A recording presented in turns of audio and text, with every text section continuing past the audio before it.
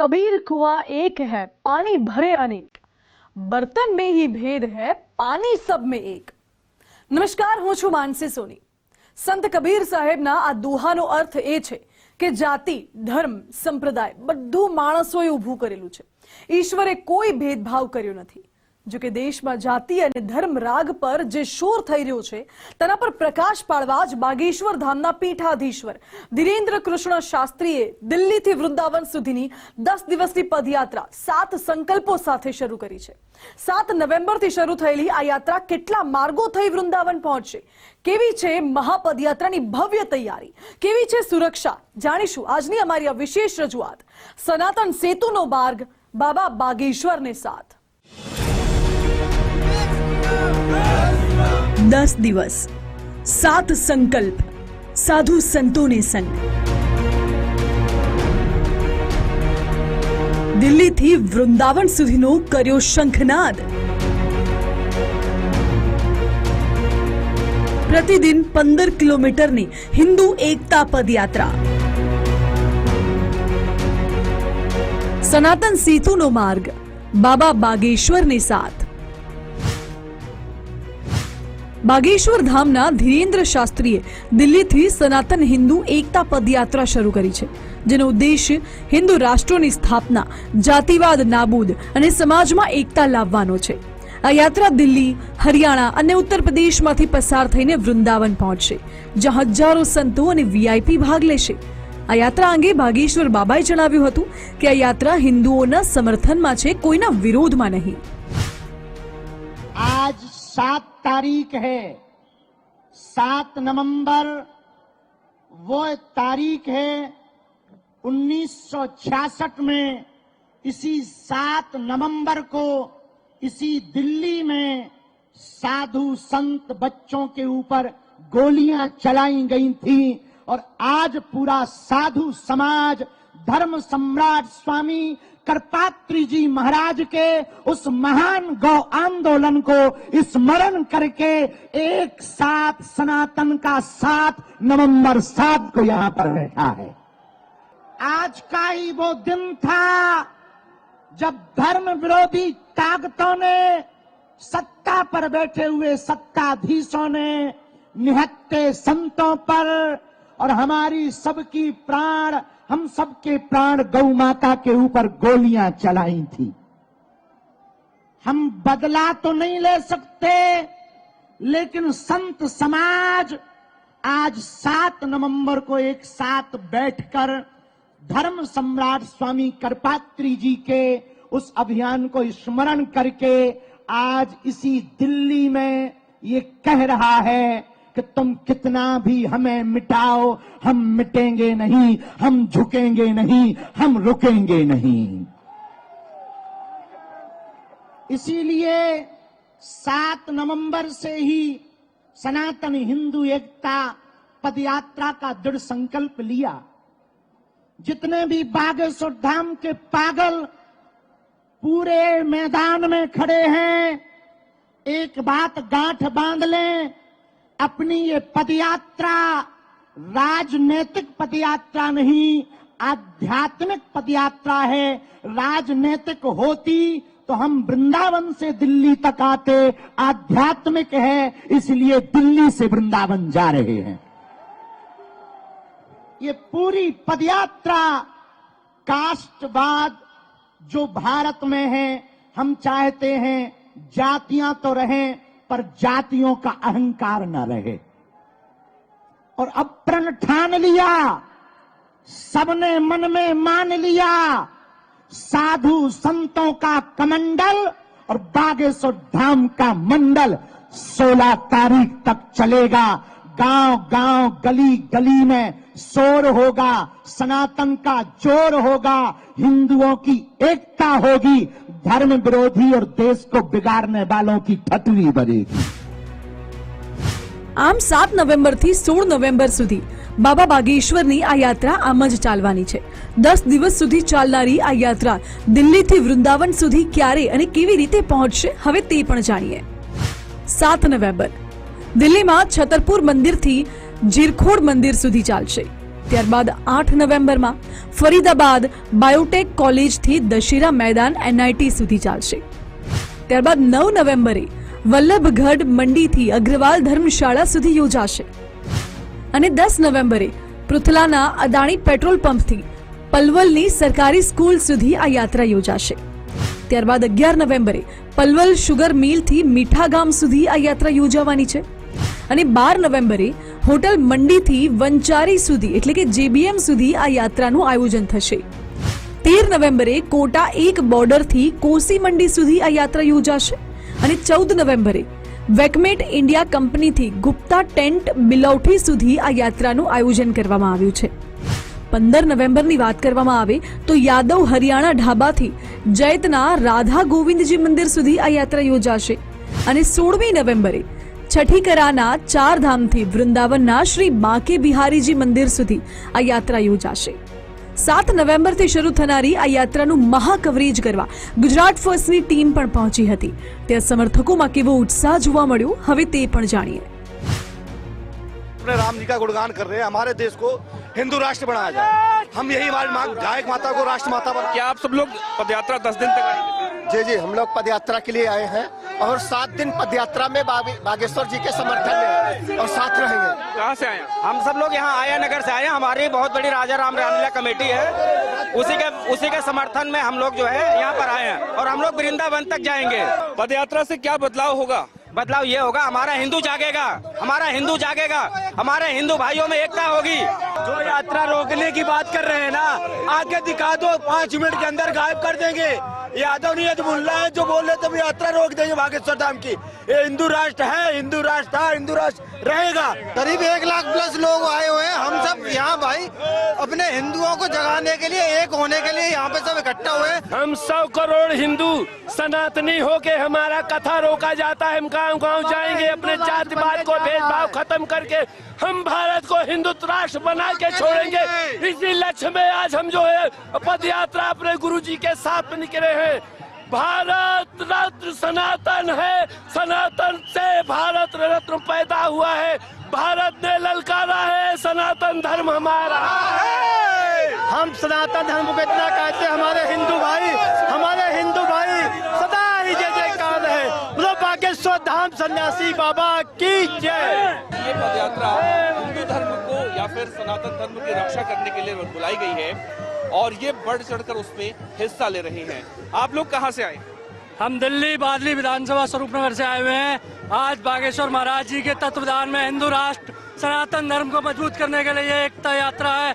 हम बालाजी महाराज और बागेश्वर महाराज का बहुत बहुत साधुवाद करते हैं. जय हिंद, जय भारत, जय जय हिंद, जय भारत की जय. कहाँ से आए? मैं मैनपुरी की धरती से यहाँ पहुँचा हूँ और बाबा बागेश्वर की यात्रा को सफल बनाने के लिए मैं आया हूँ. हर हिंदू को अपने घर से निकलना चाहिए. બાગેશ્વર ધામના મુખ્ય પૂજારી પંડિત ધીરેન્દ્ર કૃષ્ણ શાસ્ત્રીએ શુક્રવારે દિલ્હીથી તેમની બીજી સનાતન હિન્દુ એકતા પદયાત્રાનો પ્રારંભ કર્યો છે. તેમની યાત્રા છતરપુરના કાત્યાયની માતાના મંદિરથી શરૂ થઈ છે. આજે પહેલો પડાવ જીરખોડ મંદિર ખાતે રહેશે. દિલ્હીથી વૃંદાવન સુધીની આ યાત્રામાં દેશભરમાંથી હજારો સંતો અને ઋષિઓ ભાગ લઈ રહ્યા છે. आचार्य धीरेन्द्र शास्त्री की 10 दिनों की पदयात्रा में बच्चे, बूढ़े, जवान या फिर कहें कि देश के कोने कोने से हर तबके के, हर उम्र के लोग इस वक्त दिल्ली के छतरपुर मंदिर में पहुंच रहे हैं. मेरे साथ देखिए, क्या नाम है आपका, कहां से आए? सर मेरा नाम राज है. मैं दिल्ली से हूँ, यहाँ लोकल का ही हूँ, छतरपुर का ही रहने वाला हूँ. बट मैंने आज दिल्ली ऐसी भीड़ नहीं देखी जिस हिसाब से भगवान के चरणों में आज भीड़ हो रही है. हम तो कह रहे गुरु जी को ऐसी सद्बुद्धि देते रहे, ऐसी अपनी जनता को बुलाए रहे और जो के बहकावे में ना आए, अपनी सोच अच्छी रखे, छोटी सोच मत रखे. लेकिन भीड़ भाड़ में बच्चों को लेके आए हैं आप. ये बच्चे कह रहे थे अपने गुरु जी के दर्शन करूंगा, ये मेरा बेटा है. बेटा गुरु जी के चरण छूने. गुरु जी को जानते हो आप? हाँ. कितने साल के हो आप? 10 साल के हो. गुरु जी का क्या नाम है? भागेश्वर वाले बाबा जी. मैं रायपुर छत्तीसगढ़ से आया हूँ और मेरा एक ही लक्ष्य है, जहाँ मेरे आदरणीय प्रिय लाडले मिस्टर बागेश्वर महाराज धीरेन्द्र कृष्ण शास्त्री जी जाएंगे, वहाँ मैं जरूर जाऊँगा. उनके लिए मैं जान भी दे सकता हूँ और मेरे बाबा जी जो काम कर रहे हैं ऐसा शायद ही किसी ने किया होगा. ये तो बाबाओं के बाबा बागेश्वर बाबा है आपकी मुलाकात कभी धीरेन्द्र शास्त्री जी से हुई है? जी। कई बार हुई है, मेरे वीडियो भी वायरल हुआ है अभी उनके साथ। बागेश्वर धाम वाले बाबा जी की जय। हिंदू जोड़ो यात्रा, लाखों की तादाद में आदमी आए हुए हैं। हम सब बाबा के सपोर्ट में आए हुए हैं। कहाँ से आए आप? हम तो लोकल के दिल्ली से ही हैं, लक्ष्मी नगर सकरपुर से आए हुए हैं हम, लेकिन बाबा के सपोर्ट में आए हुए हैं। बाबा के पूरा हिंदू राष्ट्र बना के रहेंगे, जात पात की करो विदाई, हम सब हिंदू भाई भाई भाई। बिल्कुल, देखिए साफ तौर से। हाँ बताइए, कहाँ से आए आप? मैं यही दिल्ली मंगोलपुरी से रहने वाला हूँ और हिंदू यात्रा के लिए सब भाइयों को मिल के यात्रा में हिस्सा लेना चाहिए और सब लोग मिल के बागेश्वर बालाजी महाराज के जय जयकार करना चाहिए। આ પદયાત્રામાં ધીરેન્દ્ર શાસ્ત્રીના નાના ભાઈ શાલિગ્રામ પણ તેમની સાથે જોડાયા હતા। ગુજરાત ફર્સ્ટ સાથે વાત કરતા ધીરેન્દ્ર શાસ્ત્રીના ભાઈ શાલિગ્રામે બાબા બાગેશ્વર અને શાલિગ્રામ વચ્ચેના વિવાદના અહેવાલોને નકારી કાઢ્યા હતા। आचार्य धीरेन्द्र शास्त्री के भाई हैं हमारे साथ। सर, आज जो यात्रा निकाली जा रही है, कितने लोग यहाँ पर हैं? अब ये अनुमान तो लगभग लाखों लोग आपको भी दिख रहे हैं, लगभग 1-1.5 लाख लोग तो होंगे और इससे भी ज्यादा उम्मीद है। क्या कहेंगे? अपने आपके भाई हैं और आप समर्थन में यहाँ पर आए हैं, देशवासियों को क्या कहेंगे? देशवासियों के लिए यही है कि मतलब शब्द ही नहीं है कि जो उत्साह है और जो हिंदुओं को देख के और जो सनातन धर्म का बिगुल बज रहा है उसको देख के, मतलब शब्द ही नहीं है। अंदर से भाव विभोर हैं हम लोग और बहुत प्रसन्न हैं। आप लोगों भी हैं इस यात्रा में और सभी हिंदू हैं। सभी के लिए जय श्री राम। आप लोगों के लिए भी प्रार्थना। जय भारत माता की। भाइयों के बीच में विवाद भी फैलाने की कोशिश की गई, उसको लेकर क्या कहेंगे? अब उसके लिए सब लोग हैं, अपनी अपनी सोच है। तो आचार्य धीरेन्द्र शास्त्री के छोटे भाई, जिनको लेकर कहीं ना कहीं विवाद की खबरें भी लगातार निकलकर सामने आई, लेकिन आज आचार्य धीरेन्द्र शास्त्री के इस पदयात्रा में उनके छोटे भाई भी पहुंचे हैं और इस पदयात्रा में शामिल होकर जो सनातन धर्म की रक्षा करने की बातें की जा रही है उसमें शामिल हो रहे हैं और एक मैसेज देने की कोशिश कर रहे हैं। આમ ન માત્ર ભારતભરમાંથી બલકે નેપાળથી પણ હિન્દુઓ આ યાત્રામાં જોડાયા છે, જે ભારતને હિન્દુ રાષ્ટ્ર બનાવવા માટે દિલ્હીથી વૃંદાવન સુધીની 10 દિવસની પદયાત્રા પણ કરવાના છે। आचार्य धीरेन्द्र शास्त्री के इस पदयात्रा में सिर्फ भारत के कोने कोने ही सही नहीं बल्कि पड़ोसी देश नेपाल से भी लोग यहाँ पर आए हैं। आप देखिए मेरे पीछे नेपाल से लोग आए हैं, उनके हाथों में झंडे देख सकते हैं। आप लोग नेपाल से आए? नेपाल से आए हैं। कहाँ से आए नेपाल? जनकपुर धाम। नेपाल। जनकपुर धाम से इस यात्रा में शामिल होने के लिए। आप लोग क्या सोचकर नेपाल से यहाँ आए? हिंदू राष्ट्र बनाने के लिए जो जात पात का लड़ाई है वो छुआछूत खत्म होना चाहिए। इस चीज के लिए हम लोग आए हैं गुरुजी के साथ में पैदल यात्रा करने के लिए। नेपाल में भी ऐसे चलता है?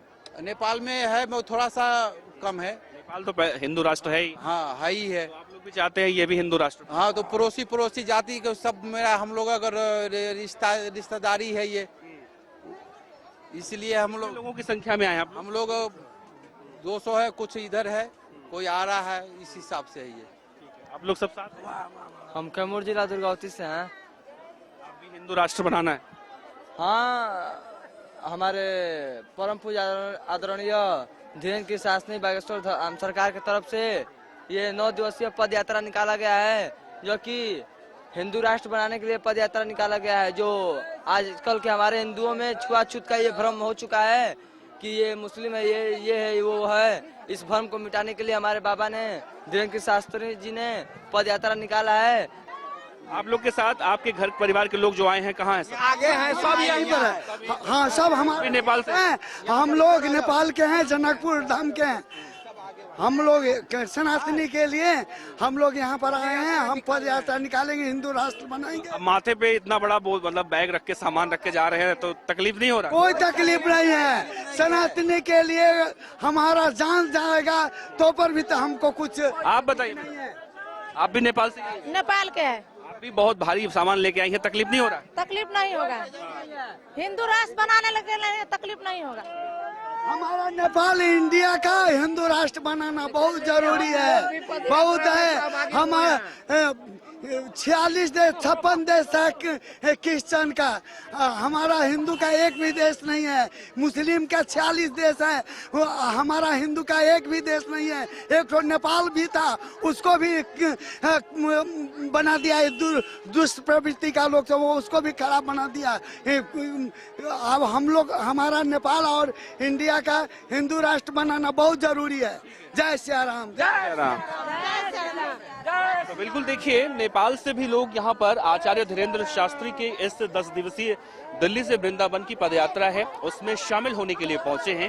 और कहीं ना कहीं जो हिंदू राष्ट्र बनाने की जो मांग है, उस मांग को लेकर इनका कहना है कि अगर जान भी चला जाए तो उसका कोई परवाह नहीं है, लेकिन हिंदू राष्ट्र बनने में वो अपना पूरा सहयोग देंगे। તો આ પદયાત્રામાં દિલ્હીના જ એક રહેવાસી હનુમાનજીની વેશભૂષા ધારણ કરીને પધાર્યા હતા। તેમની કાયા જોઈ લોકો તેમને પગે પણ લાગ્યા હતા। ગુજરાત ફર્સ્ટ સાથે થયેલી વાતચીત દરમિયાન શું સંદેશ તેમણે સનાતન ધર્મ માટે આપ્યો, હવે તે પણ સાંભળીએ।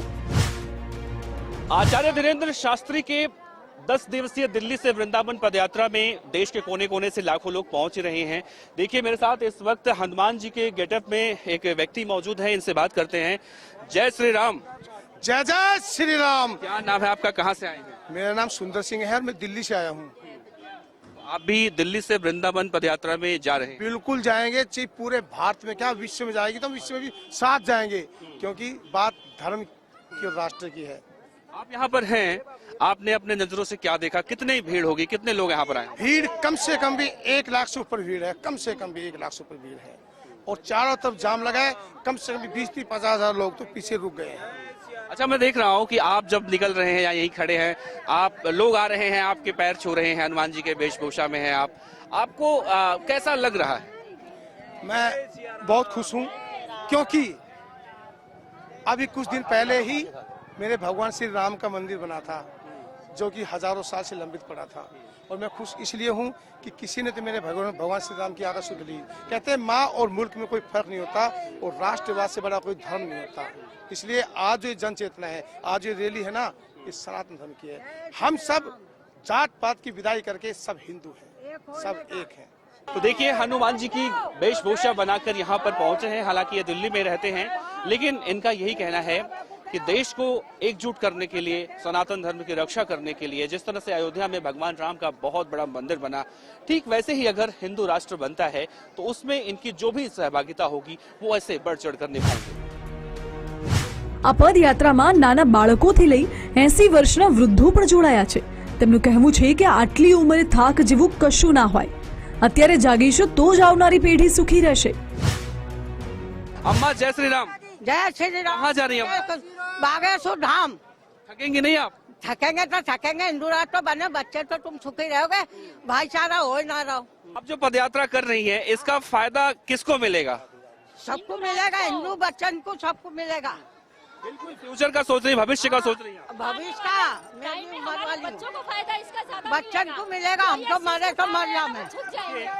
अम्मा की उम्र 80 साल से ज्यादा है, लेकिन जोश उनका 20 साल की उम्र में जो होता है ना, वही उम्र है और जोश है। इनका यात्रा जो आज यहाँ से शुरू हुआ है, उस यात्रा को यहाँ से वो शुरू करी है दिल्ली से, और इनकी यात्रा वृंदावन में जाकर खत्म होगी। તો આ તરફ સાધુ સંતોનું શું માનવું છે, હવે તે પણ જાણીએ। जय श्री राम महाराज जी। जय श्री राम। महाराज जी जय श्री राम। जय श्री राम। कहाँ से आए हैं? यही दिल्ली से आए हैं, भारतीय जनता पार्टी मंदिर प्रकोष्ठ। मैं दिल्ली से संयोजक, हमारे इसके सहयोग माननीय कर्नैल सिंह जी, पूरा मंदिर प्रकोष्ठ बाबा बागेश्वर धाम के सहयोग में लगा हुआ है। दिन रात एक करके हजारों हजार ब्राह्मण सब इनके साथ चल रहे। भारत को हिंदू राष्ट्र बनाने के लिए ये समय है। यदि हिंदू बचेगा तभी ये देश बचेगा, देश बचेगा तभी सनातन बचेगा, क्योंकि जब तक हिंदू नहीं है तब तक ये देश सुरक्षित नहीं है। इसलिए देश को, हिंदुओं को जागना होगा। जात पात की करो विदाई, हिंदू हिंदू भाई भाई। इस पदयात्रा में एक चीज देखने को मिल रहा है, 80 साल के बुजुर्ग हो, छोटा बच्चा हो, बड़े हो, कोई गाय माता की रक्षा करना चाहता है, कोई हिंदू राष्ट्र बनाना चाहता है। मेरे कहने का मतलब है जोश बहुत ज्यादा देखने को मिल रहा है। देखिए, अब युवा जाग गया है। जब जब देश का युवा जागता है, आपने देखा होगा जब देश की आजादी जब मिली थी तभी देश का युवा जागा था। आज आप सड़कों पर बूढ़े से 10 साल से बच्चे लेकर 90 साल तक सड़कों पर आपको मिलेंगे। अब पूरा देश जाग चुका है, सनातन जाग चुका है। अब देश ने अंगड़ाई ले ली है। हिंदू धर्म अब बहुत चरम पर जा रहा है और भारत देश हिंदू राष्ट्र बनकर रहेगा। भारत माता की जय। मैं दिल्ली से ही हूँ, रहने वाला बरेली से हूँ, बट 21 लीटर जल बागेश्वर धाम पद यात्रा के साथ वृंदावन तक पद यात्रा। आप 21 लीटर जल लेकर वृंदावन में आप चढ़ाने के लिए जा रहे हैं? हाँ जी, बांके बिहारी के चरण स्पर्श के लिए, जिससे कि हमारी गंगा माँ यमुना जी स्वच्छ रहें, स्वस्थ रहें। आप यमुना साफ के लिए, यमुना की सफाई के लिए इस तरह का बीड़ा उठा रहे हैं? हाँ, गौ रक्षक के लिए, गौ सेवा से मैं गौ सेवा करना स्टार्ट करना है मुझे। तो आप इनके पदयात्रा में साथ साथ जहाँ रुकेंगे वहाँ मतलब इनके साथ आप साथ बिल्कुल 10 दिन का पदयात्रा है, 10 दिन भी साथ रहना। इस दौरान तकलीफें भी बहुत होंगी? कोई नहीं, सब हरि की इच्छा, सब बालाजी की मर्जी। दिल्ली से ही है, हम बाबरपुर से। आप भी जा रहे हैं? हाँ जी, पूरी पद यात्रा रहेगी 10 दिन लोग। वैसे बड़े बूढ़े। अच्छा बाबा जी, आप जैसा देख रहे हैं, सभी लोग मैं देख रहा हूँ, बात कर रहा हूँ, हिंदू राष्ट्र बनाने की बात की जा रही है, सनातन धर्म की रक्षा करने की बात की जा रही है। कल धीरेन्द्र शास्त्री ने प्रेस कॉन्फ्रेंस भी किया था, उन्होंने कहा था अगर इस्लाम धर्म के लोग भी आना चाहें हमारे यात्रा में तो आ सकते हैं। मना ही नहीं है इनके लिए, ये हमारे साथ आए और ये हमारा सनातन धर्म ही तो है। किसी तरह का कोई भेदभाव नहीं हमारे अंदर नहीं है, भेदभाव कहीं से नहीं है। आप क्या कहना बताइए? हिंदू इस पद यात्रा में आए, मुसलमानों के लिए कोई परहेज नहीं है, लेकिन सनातनी के साथ नहीं, सनातनी के साथ आए, समझे? सनातनी के नहीं, टोपी पहन के आया, कैसे भी आ, सनातनी के साथ नहीं, मतलब लड़ाई के साथ नहीं, शांति भावना के साथ, समरसता के साथ, सनातन के साथ आए। आप अकड़ दिखाकर ना आए, झुककर आए, जैसे धर्म का सम्मान होता है सम्मान करके आए, यही मंशा है। तो कहीं ना कहीं इस तरह की तैयारियां देखने को मिल रही हैं और अब देखना होगा इस 10 दिन तक अब इस पदयात्रा में क्या कुछ देखने को मिलता है, क्योंकि इस पदयात्रा में एक चीज देखने को मिल रहा है कि जातिगत भेदभाव कहीं से भी नहीं यहाँ पर सामने आ रहा है। બાગેશ્વર ધામ સરકારની મુલાકાત માટે ખાસ વ્યવસ્થા કરવામાં આવી છે। ભગવા ધ્વજ લહેરાવા, સૂત્રોચ્ચાર અને ભક્તોની વધતી જતી ભીડ આ કાર્યક્રમની ગંભીરતા અને વ્યાપક પહોંચ દર્શાવે છે। રસ્તા પર સુરક્ષા દળો તૈનાત છે અને વહીવટી તંત્રે માર્ગ પર ટ્રાફિક માટે ખાસ વ્યવસ્થા કરી છે। સ્થાનિક વહીવટી તંત્રે માર્ગ પર ટ્રાફિક વ્યવસ્થાપન, કટોકટી, તબીબી શિબિરો અને ભીડ નિયંત્રણ માટે ખાસ વ્યવસ્થા ઊભી કરવામાં આવી છે। તો યાત્રાળુઓ માટે સરળ પ્રવેશની સુવિધા માટે રૂટ મેપ અને મુખ્ય સ્ટોપ વિશેની માહિતી પહેલાથી જ જાહેર કરવામાં આવી છે। બાબા બાગેશ્વરની આ યાત્રા 10 દિવસ માટે દરરોજ 15 કિલોમીટરનું અંતર કાપશે, જે દિલ્હી, હરિયાણા અને ઉત્તર પ્રદેશમાંથી પસાર થશે। जब इस लेवल पर किसी पदयात्रा की शुरुआत होती है तो उसमें सुरक्षा या फिर तैयारियों का भी जो जायजा होता है या फिर जो इंतजाम होता है वो कैसा होता है, क्योंकि इतने व्यापक रूप से अगर लोग इकट्ठा होंगे तो जाहिर सी बात है तैयारियां भी ज्यादा होंगी। इस वक्त मैं दिखाने की कोशिश करूं, सड़कों पर देखिए बागेश्वर बाबा या आचार्य धीरेन्द्र शास्त्री आगे इस पदयात्रा में, उनकी सबसे आगे उनकी गाड़ी है और उसके बाद उनके काफिले के अंदर क्या कहें कि अगर इस पूरे पदयात्रा के दौरान किसी को किसी तरह की असहजता महसूस होती है तो इस तरह के एम्बुलेंस भी आपको देखने को मिलेंगे। और जैसा कि कल हमने देखा था पदयात्रा से पहले जब प्रेस कॉन्फ्रेंस हुआ था तो बताया गया था कि सबका ख्याल रखा गया है, क्योंकि भीड़ में अक्सर देखने को मिलता है, हमने कई ऐसे आयोजन देखे हैं जब भीड़ भाड़ में भीड़ बहुत ही ज्यादा आक्रामक होती है तो उस वक्त हादसे ही देखने को मिलते हैं और हादसे के बाद इस तरह की तस्वीरें या फिर कहें कि एम्बुलेंस का जमावड़ा होता है।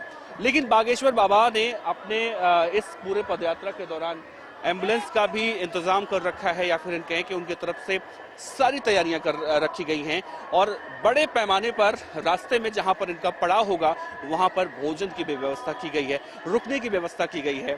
तो आगे कहीं ना कहीं देखेंगे, अभी आगे चलेंगे, कोशिश करेंगे दिखाने की व्यवस्थाएं अगर इतने व्यापक पैमाने पर भीड़ आती है तो उनको कंट्रोल करने के लिए या फिर उनका ख्याल रखने के लिए क्या कुछ इंतजाम भी किया गया है। આ યાત્રા અંગે ધીરેન્દ્ર શાસ્ત્રીએ કહ્યું કે આ પદયાત્રા 80 કરોડ લોકો માટે અને 150 કરોડ લોકોના હિત માટે છે। આ દેશમાં રહેતો દરેક વ્યક્તિ સનાતની છે। આ કૂચ હિન્દુઓમાં એકતા અને જાગૃતિ લાવવાનો પ્રયાસ છે, કોઈ રાજકીય વિરોધ કે માંગનો ભાગ નથી। તેમને ચિંતા છે કે કોઈ કૂચ કરનાર તરીકે પોતાને ખલેલ પહોંચાડી શકે છે। 2-3 बातें हम बहुत विनम्रता पूर्वक आज कहना चाह रहे हैं। ये पदयात्रा 80 करोड़ हिंदुओं की है। भारत में रहने वाले 150 करोड़ भारतीयों के हित के लिए 150 किलोमीटर की पदयात्रा है। इस देश में रहने वाला प्रत्येक व्यक्ति सनातनी है, जो सनातनी नहीं है वो तनातनी है। इस भारत में जन्म लेने वाला व्यक्ति सनातनी है। और पूरे बागेश्वर धाम के पागलों से प्रार्थना है, तुम पूरे 10 दिन की पदयात्रा में हमने कोशिश पूरी की। पूज्य बद्रीनाथ वाले महाराज जी रात भर जागे, पूरा बागेश्वर मंडल रात भर जागा, पूरा सुंदरकांड मंडल रात भर जागा, पूरे संत समाज रात भर जागे। हम सबने कोशिश की कि तुम्हें व्यवस्था में कोई कमी ना हो, पर इन 10 दिनों में व्यवस्था नहीं, आस्था देखना।